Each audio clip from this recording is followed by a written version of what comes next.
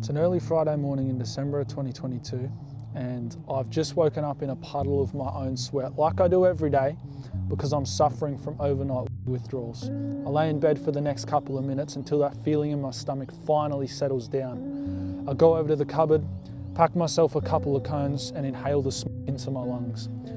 I go to the bathroom, get the shower running as I pull up Cornhub on my phone, finish within a couple of minutes, and then proceed to look myself in the mirror in complete disgust for what I had just done. Bloodshot eyes, pale skin, a piece of shit looking back at me. I arrived to school 10 minutes late, fuck around all morning, sit by myself at lunch, watching as the people who I used to consider close friends walk on by as if they have no idea who I am. By this point, you're probably thinking, what a fucking loser, and you would be completely right. But this was my reality for 6 months straight, constantly blaming the world for my problems, being a victim. But to understand how I got here in the first place, let me take you back just a couple of months to where it all began to come crashing down. It's the 20th of August, a Saturday, and I've been invited to my close mate Dallas's house to celebrate his birthday later that night. Now, yes, I've mentioned this in past videos, but I've never gone into detail on what exactly happened this night. It's a crucial part of the story, so bear with me. A couple of hours before I'm supposed to leave, I start coming down with this terrible sickness. I have no idea what it is. My body aches, my head hurts, my throat's sore. I feel like absolute shit. But I tell myself I have to push on through because I'm gonna be making a lot of money at Dallas's house on this particular night. So, my mum drops me to Dallas's at around 7:30 p.m. By this point, everyone's there, you know, my boys, my girlfriend, and a couple of other girls from school. But around an hour into being at Dallas's house, me and the boys decide to go around the side of the house and smoke some bongs. Now, for every bong I have, I notice that my body starts to ache less and less. I guess it was a pain suppressor, pain reliever, whatever you want to call it. And so I say to myself, all right, so long as I've got this sickness, I'm going to use smoking weed as, I guess, sort of a pain reliever for it. So I spend the rest of this night talking shit with the boys, you know, talking with a few of the girls from school as well. And I organised for my mum to pick me up at around 11:30 p.m. Cool. I go home later this night, tell everyone I'm going to bed, and then proceed to sit in my room for the next several hours, smoking as much weed as my heart desires until I finally feel tired enough to go to sleep. I keep doing this for the next couple of days, but it gets to the 24th. This is the day, as many of you will know, that I decide I'm going to break up with my girlfriend that I'd been dating for nearly 2 years. And at this exact same time, my best mate Crocker, who I'd been mates with for 5 years, decides he's going to move schools, leaving me completely alone. But somehow in this very moment, the thought of being alone by myself was much more comforting than the thought of staying in a relationship of guilt and lies. You know, my girlfriend would constantly lie to me, talking to other guys and whatnot. But because I'm now no longer with her and my best mate has moved schools, I tell myself that there's no reason I should be going to school in the first place, because the only reason I was coming anymore was so that I could see her and so that I could hang out with my mate.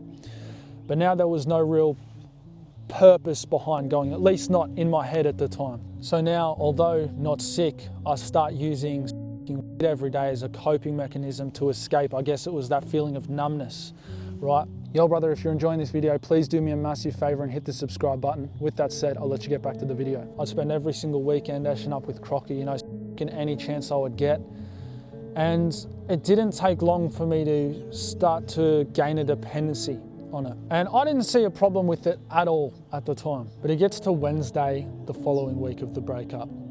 And this particular day, I actually used to like, but now I hated it with a passion because it meant 3 periods alone, plus 3 periods worth of sport alone. So I decide on this particular day that I'm going to wag without my parents knowing and spend the entire day at Crocker's house because he had a pretty shitty attendance rate. You know, he wouldn't go to school very often, even after he had switched schools. So I message Crocker, tell him I'm gonna catch an Uber to his house and I'll spend the day with him. Cool. Mum drops me to school. I wait for her to pull away. The Uber pulls up around 10 minutes later. I jump in and arrive to Crocker's house shortly after. Now, almost immediately after I'd arrived at Crocker's house, my now ex-girlfriend starts blowing up my phone, just telling me how much of a piece of shit I am, telling me I'm a conehead, all of these very negative things. And I'm telling Crocker how fucking crazy she is. You know, she's off her head. I'm glad I broke up with her. I'll never get back with her again. All just things like that. Pretty much just gossiping. But around, I would say 2 or 3 hours into being there, I receive a call from my mum asking where I am. The school had called her and told her I wasn't at school. Now, the reason being, I had missed so much class these past few weeks that they thought they'd better call my mum and see what's going on, because I'd been skipping most of my classes, you know. I didn't want to go to class because I didn't want to be seen alone. But anyhow, I tell my mum that I am at school. You know, I just didn't get my name marked off in roll call. I was a little bit late. Cool. She says, all right, that's all good. We've cleared it up. No more than 5 minutes later, she calls me back telling me that I need to go to the front office to sign in. She's just spoken to the office ladies. And I say, no, I'm in the library working with the student learning support officer. Okay. So she says, oh, okay, cool, I'll tell them. She rings me back around 10 minutes later and tells me that the office ladies have checked the library and of course I'm not there. This is when I have to tell her the complete, honest truth. At least a version of it. I tell her that I'm at Crocker's, I've skipped school today, I didn't want to go. It's sports day anyway, what's the big deal, right? Of course I'm at Crocker's, spending the entire day smacking blokes. So she's not overly happy, but there's not much she can do about it. But I make her promise me that she's not going to tell Dad, because I knew if Dad found out, he would be so disappointed in me, bro. And even as a kid, man, I hated that feeling of Dad being disappointed. It was like an energy exchange, and that was the worst possible feeling you could experience as a young man, right? So I make her promise not to tell Dad. But I get home later this night and I'm talking to my parents as I usually would. Dad says to me, what was going on at school today, mate? How come they rang up and said you weren't there? And I said, oh, I was just in the library. And he goes to me, don't fucking lie to me, you little prick. And that may seem harsh to some of you, but fair enough, honestly. He tells me that Mum had told him, you know, she didn't want to lie to him. Fast forward to the end of September. Crocker and I have made plans to stay at our mate Josh's house for the night. And as per usual, we're just gonna sit down, play video games and smoke weed, right? So arrive to Josh's house, we start speaking immediately because, you know, his mum didn't really give a fuck what we did. And immediately the conversation pivots into me talking about how lonely I am, how much school sucks without him, you know, and I just really want to fucking leave school. It seems so purposeless. He says to me, you know, that he's sorry he shouldn't have moved schools, but honestly, bro, I don't fucking blame him, because for the last few months of myself and my girlfriend's relationship, I completely neglected my friendships. I didn't give any time towards Crocker. Anytime he would ask me to hang out, I would just pretty much brush him off, tell him I was busy. I would spend every weekend I possibly could f***ing my girlfriend and completely neglecting my mates who had been there since literally day one, way before my girlfriend was in the picture. So I couldn't blame him. But little did I realize that at the time, everything would very soon come crashing down and I would hit rock bottom. I continue spending every single day for the next week, and I really don't see a problem with it at the time. You know, I'm getting bigger in the gym, it helps me eat more, I think it helps me sleep at the time, it's given me this pain tolerance. But towards the end of the holidays, I remember my older brother Jake telling me it's a very slippery slope with addiction. As soon as you get addicted, it is incredibly hard to quit, almost impossible.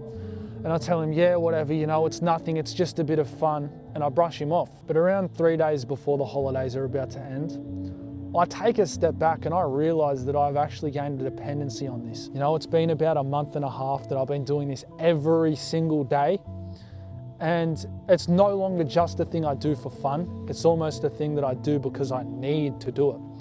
So I say I'm gonna quit, right? I wake up on the second last day of the holidays, don't have any like I usually would. Go to the gym later that afternoon, and around, I would say halfway into my workout, I start to get super hot, sweaty, super anxious, all right? And I'm not sure why. And immediately after these sort of effects started to come on, I felt real jittery, real nauseous. And I was like, holy fuck, this is what withdrawals feel like. I go home later that night, unable to eat my dinner because I just feel so fucked. I go to bed that night, unable to sleep. And even when I did finally get to sleep, I wake up absolutely fucking drenched in sweat. The next day was 10 times worse. That feeling was just amplified like you would not believe.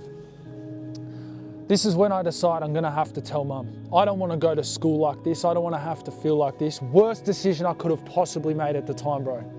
So I tell mum. Of course, she's disappointed, but she says I'm allowed to stay home.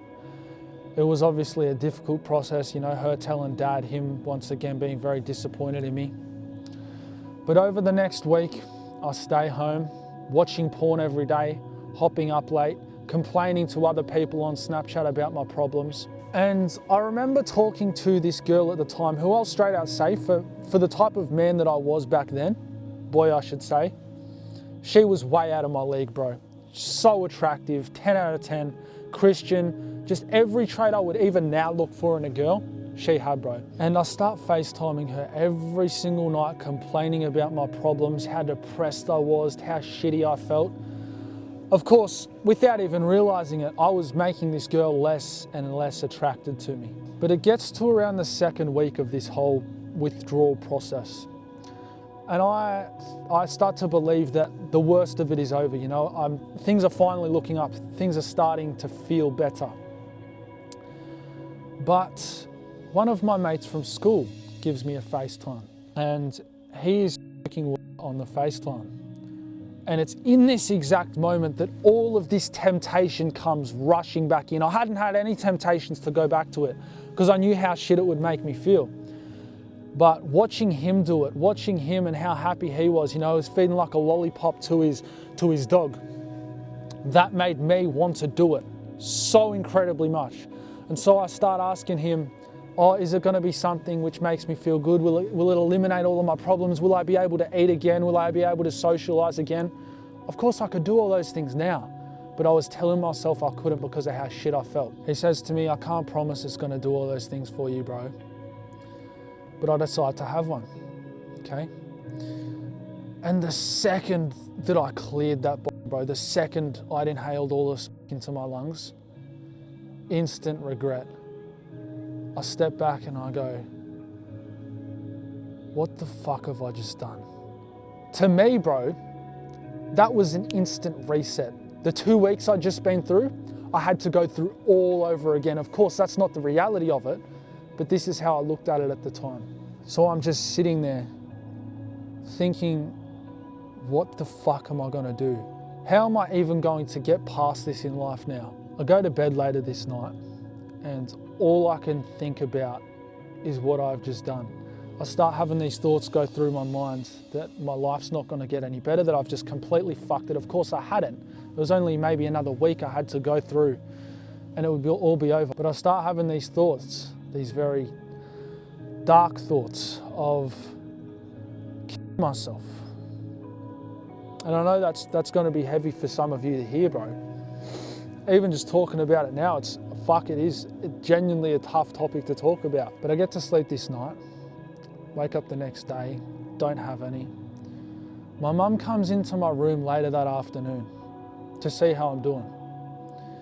And for whatever reason, it's in this exact moment that I just completely fold. I break down into tears because, bro, I knew how proud she was of me for giving up this addiction, and I had just gone pretty much behind her back and broken the trust which she had in me, the belief which she had in me, and done the very thing that I told her I wasn't going to do. So I break down into her arms and I tell her the thoughts that I was having the night before, realistically that I've been having throughout this whole process.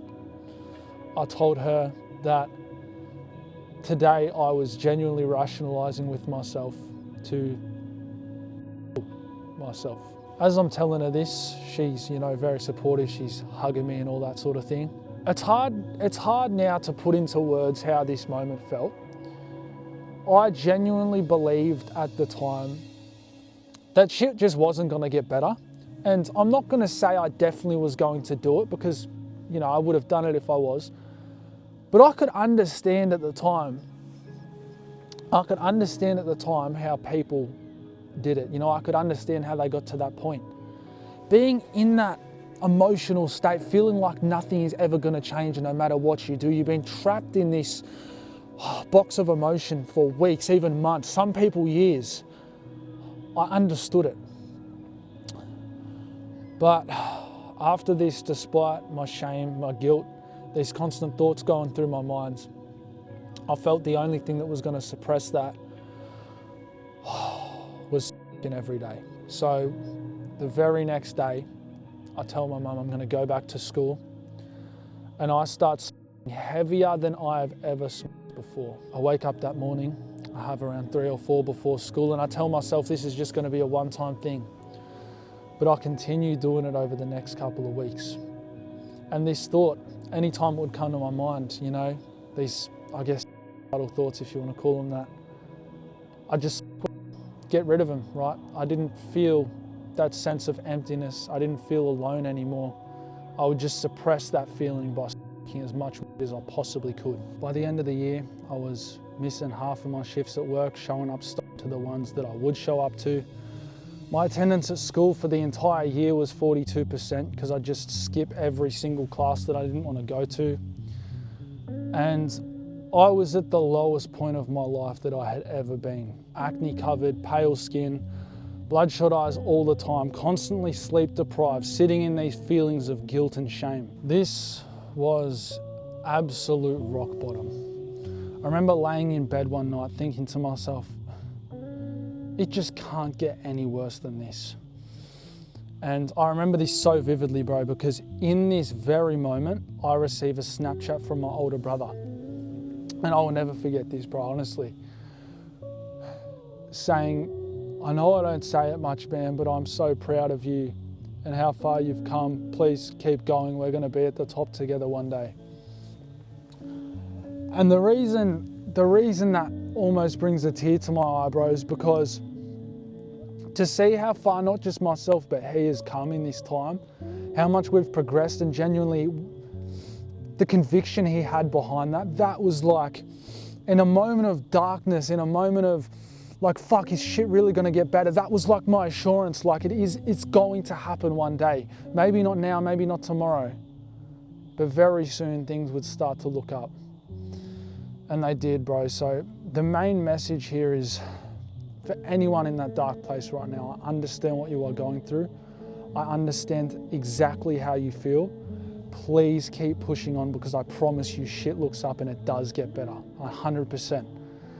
And if I had this type of video back then, bro, that type of assurance, man, that would be fucking priceless to me. So please, to anyone watching this right now, no matter how down bad you think you are, no matter how fucked of a situation you think you are in, just keep going. And I promise you, it does get better 100%, all right? I hope this video helped. If it did, hit the sub button. I'll see you in the next one. Stay grinding, bro.